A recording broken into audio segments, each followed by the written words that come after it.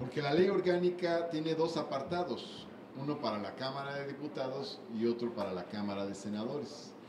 Y en el momento en el que se aprueban las reformas a la ley orgánica, pues hay una influencia determinante de cada Cámara sobre las propias normas que la van a regir. Las discusiones que en su momento se dieron fueron distintas y partieron de composiciones parlamentarias diferentes. Sin embargo, creo que es el momento llegado de establecer parámetros comunes.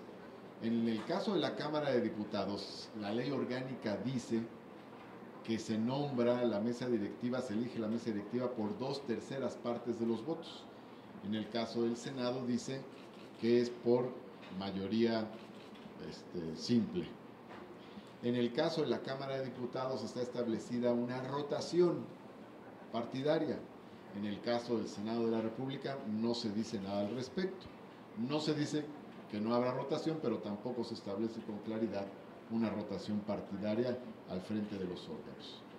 Ahora bien, en esta reflexión cabe señalar que esta ley orgánica que surge con el cambio ocurrido en 1997 está prevista para un cierto tipo de correlaciones de fuerza. En 1997 el PRI pierde la mayoría absoluta en la Cámara de Diputados.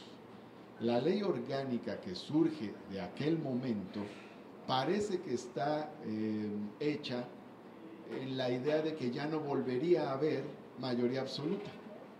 Entonces serían los propios equilibrios entre grupos parlamentarios con mayorías relativas o con correlaciones de fuerzas muy parejas los que establecerían de manera natural las alternancias o rotaciones políticas en los órganos directivos del Senado. Pero no es así ya.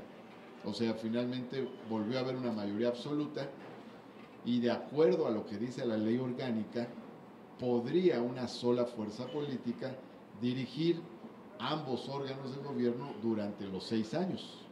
Es decir, con lo que actualmente dice la ley orgánica, así podría ser.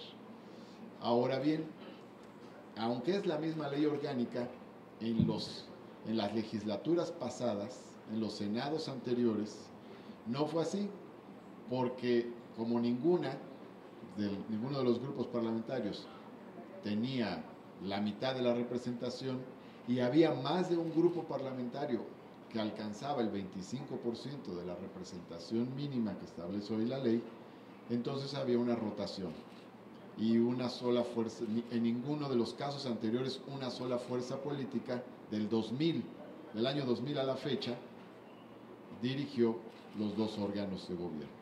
Es más, ninguna fuerza política dirigió de manera continua ninguno de los dos órganos de gobierno del Senado. Pero eso se debió a la correlación equilibrada entre los diversos grupos.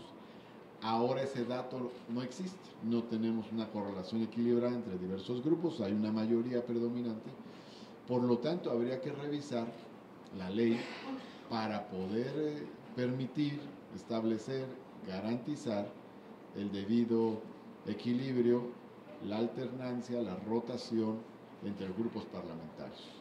Creo que el debate habido en la Cámara de Diputados y en la Cámara de Senadores de una u otra manera ha tocado dos principios de rotación. Uno es el de género y otro es el de partidos. Mi opinión es que lo establezcamos en la ley, que no lo dejemos a la voluntad coyuntural, sino que la ley sea clara en establecer ambos principios, rotación de género y rotación de partidos.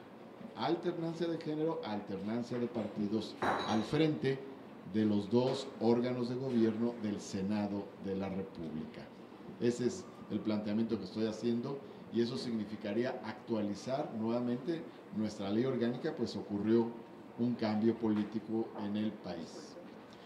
Digo también que lo hagamos de manera proporcional, porque evidentemente no es igual el grupo parlamentario que tiene la mitad de la representación que un grupo parlamentario que tiene una cuarta parte de la representación. Entonces, Por eso digo que de manera aproximada, la presencia de cada grupo parlamentario en las presidencias de la Junta de Coordinación Política y de la mesa directiva debe corresponder en el tiempo proporcionalmente al grado de representación que se tiene en el Pleno del Senado. Si una fuerza política tiene la mitad de la representación en el Senado, pues entonces debe presidir de los 6 años, 3 años cada uno de los órganos de gobierno del Senado de la República. Senador, sobre este tema le quiere preguntar también Enrique Serna de MX Políticos.